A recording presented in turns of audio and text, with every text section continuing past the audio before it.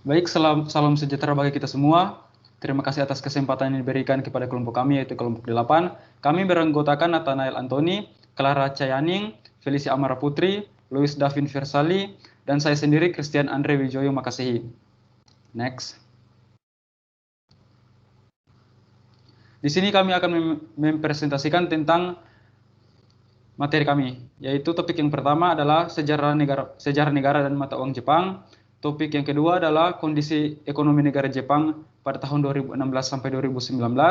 Dan yang ketiga adalah analisis grafik tahun 2016 sampai tahun 2020. Next. Nah, yang pertama adalah sejarah Jepang dan mata uangnya, yaitu yen. Sejarah Jepang bermula sejak zaman Jomon, yaitu tahun 10.750 sebelum Masehi. Nah, pada peradaban Jomon ini bisa dikenali dengan gaya hidup masa Mesolitikum hingga Neolitikum. Pada masa itu, orang-orang dari peradaban Jomon masih menggunakan baju yang terbuat dari bulu. Dan berdirinya Kekaisaran Jepang yang pertama itu pada tahun 660 sebelum Masehi, yang dipimpin oleh Kaisar Jimmu. Berbeda dari kerajaan lainnya, pemimpin kerajaan Jepang tidak disebut dengan raja, melainkan disebut dengan sebutan kaisar. Dalam perjalanan sejarahnya, Jepang pernah melakukan pembaharuan budaya secara besar-besaran. Pembaharuan ini dikenal dengan pembaharuan Taika yang terjadi pada abad ke-7. Jadi di antara abad ke-7 sampai abad ke-9, Jepang banyak mengirim pemuda-pemudanya untuk belajar di negeri Cina. Pembaharuan Jepang ini banyak meniru berbagai peranata dan budaya Tiongkok. Salah satunya, ciptaan yang paling dikenal adalah tulisan kana. Berikutnya pada zaman Edo, Jepang melakukan politik isolasi hampir selama 3 abad, dan Jepang menutup diri dari seluruh kehidupan luar. Latar belakang lahirnya politik isolasi ini adalah banyak misionaris Kristen yang datang menyebarkan agama Kristen. Berkembangnya agama Kristen akan menjadi mimpi buruk bagi kekaisaran. Oleh sebab itu, Kaisar mengambil langkah untuk tidak berhubungan dengan negara asing, kecuali pedagang-pedagang dari Belanda, yang dinilai menguntungkan.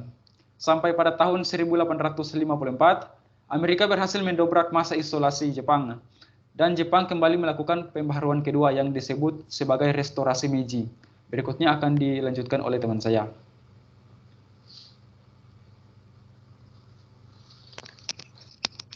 Ya, secara garis besar, Kekaisaran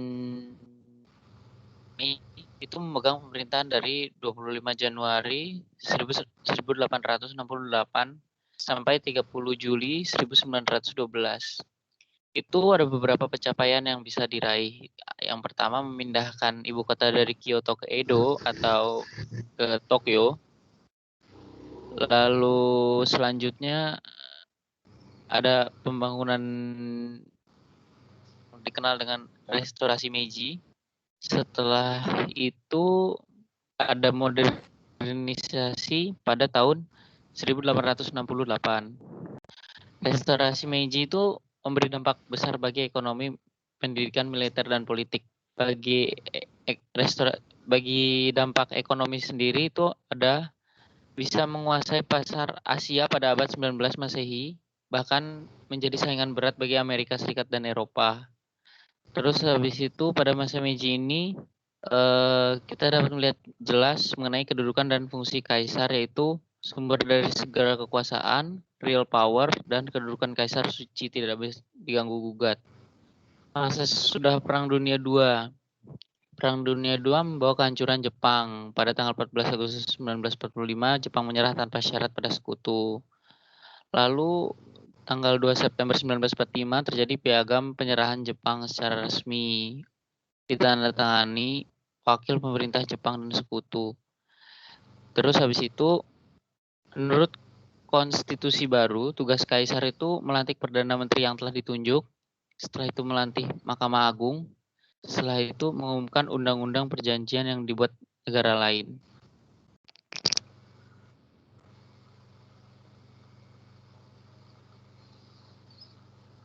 Selanjutnya ada keadaan ekonomi Jepang. Ekonomi Jepang selama 5 tahun, PDB Jepang meningkat setiap tahunnya karena tiap tahun terjadi peningkatan permintaan luar negeri melalui ekspor sebesar 0,5% dan konsumsi swasta juga terus bertambah tiap tahunnya atau naik sekitar 0,4%. Kemudian PDB terendah selama 5 tahun pada kuartal 2 2020. Jepang terpukul oleh kontraksi ekonomi terbesar sepanjang sejarah pada kuartal kedua akibat pandemi virus corona yang menghancurkan bisnis dan belanja konsumen. PDB pada kuartal kedua terkontraksi hingga 27,8% dibandingkan dengan periode yang sama tahun sebelumnya. Apabila dibandingkan dengan kuartal sebelumnya, PDB kedua berkontraksi 7,8%. Sementara ekonomi mulai bergerak setelah lockdown dicabut pada akhir Mei. Banyak analisis yang memperkirakan pemulihan ekonomi akan terjadi pada Juli sampai September akan terbatas. Kenaikan jumlah kasus baru infeksi membuat dompet konsumen tetap ketat. Konsumsi swasta yang menyumbang lebih dari setengah ekonomi Jepang anjlok atau turun sebesar 8,2% untuk kuartal kedua. Kontraksi ini melebihi perkiraan analisis sebesar 7,1%. Belanja modal negatif 1,5% pada kuartal kedua dan kurang dari perkiraan rata-rata pasar yang minus 4,2%. Data menunjukkan permintaan eksternal atau ekspor dikurangi impor memangkas rekor 3,3% dari PDB karena pandemi mengurangi permintaan global. Selanjutnya, PDB tertinggi selama 5 tahun pada kuartal 4 2020. Pertumbuhan ekonomi Jepang pada periode Oktober sampai Desember atau kuartal keempat mencapai 12,7% dibandingkan periode yang sama tahun sebelumnya. Permintaan eksternal atau ekspor dikurangi impor menambah 1% poin pertumbuhan PDB sesuai dengan perkiraan pasar median. Konsumsi swasta yang membentuk lebih dari setengah yang naik 2,2% setelah kenaikan 5,1% di kuartal sebelumnya. Itu dibandingkan dengan perkiraan pasar untuk kenaikan 1,8%. Belanja modal tumbuh 4,5%, menandai peningkatan pertama dalam 3 kuartal. Data yang ditunjukkan. Peningkatan perdagangan terutama dengan Cina dan keuntungan dalam pengeluaran rumah tangga terus meningkatkan pertumbuhan dan juga didukung dengan bisnis yang meningkatkan investasi. Hal itu membantu mendorong ekspansi yang lebih cepat dari perkiraan dan memungkinkan merupakan sinyal bahwa perusahaan Jepang kini memiliki prospek yang lebih baik ke depannya. Dan itu adalah bagan atau grafik pertumbuhan ekonomi. Next.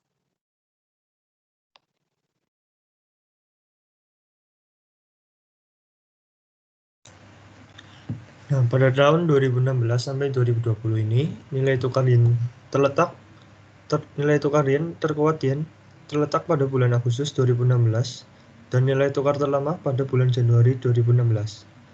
Pergerakan indirect quotation yen Jepang terhadap US dollar dari tahun 2016 sampai 2020 mengalami bullish atau terus meningkat setiap tahunnya karena adanya peningkatan kinerja bisnis Jepang yang semakin berkembang dan produktif di pasar internasional, terutama di bidang ekspor, contohnya dalam ekspor mobil, suku cadang, dan serta peralatan semikonduktornya.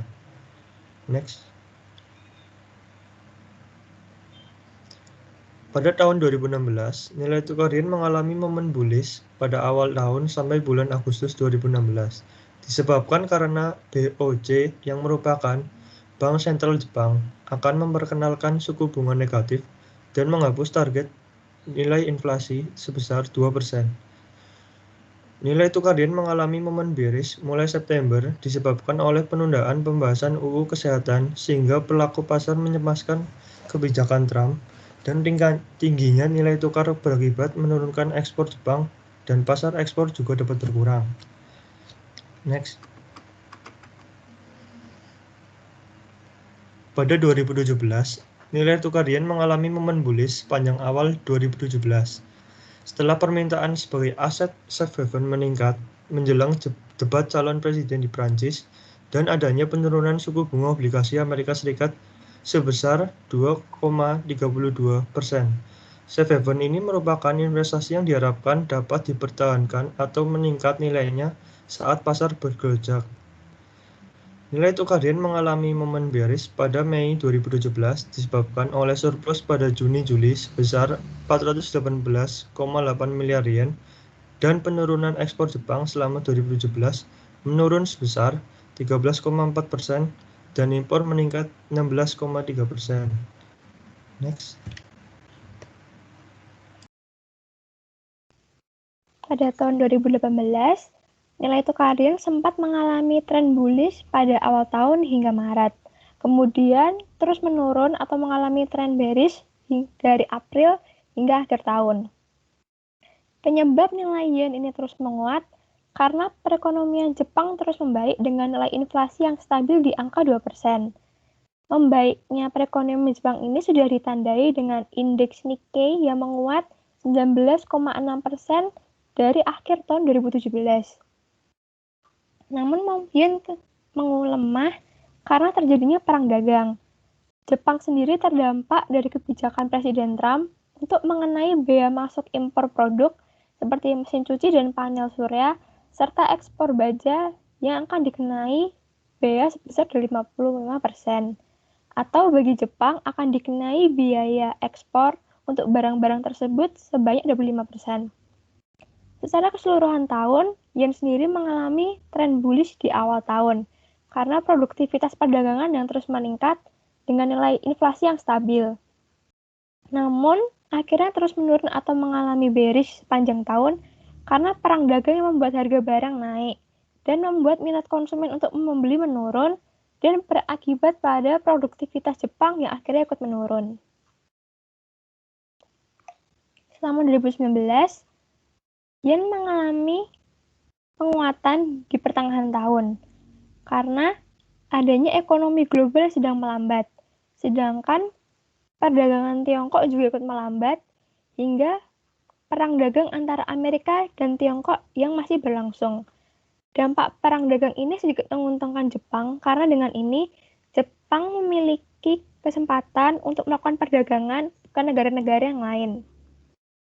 Sedangkan pada awal tahun sendiri, yen sempat melemah pada April di tahun 2019 karena pasar global pada saat itu menekan permintaan mata uang yen yang dianggap sebagai aset safe haven.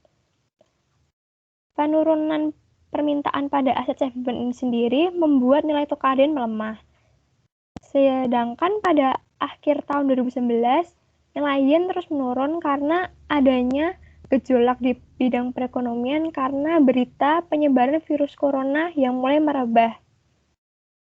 Sehingga secara keseluruhan tahun, momen bearish pada saat Januari hingga April menyebabkan nilai tukar yen berada di titik terendah sepanjang tahun dan naik kembali pada puncaknya di Agustus. Selama 2020, nilai tukar yen terus menguat.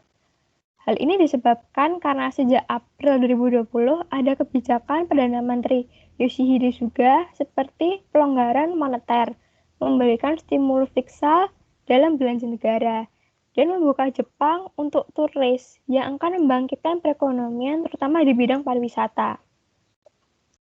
Awal tahun sendiri, yen sempat mengalami pelemahan karena pandemi yang terus mengganggu kegiatan perekonomian di Jepang, hingga menyebabkan ekspor menurun hingga 11,1% dan impor juga menurun hingga 13,8% secara keseluruhan. Maka secara keseluruhan tahun, yen terus menguat disebabkan karena kebijakan pemerintah yang berhasil meningkatkan perekonomian dengan mendorong konsumsi publik yang berdampak pada produktivitas ekonomi di Jepang yang terus menguat. Berikut daftar pustaka yang kami gunakan.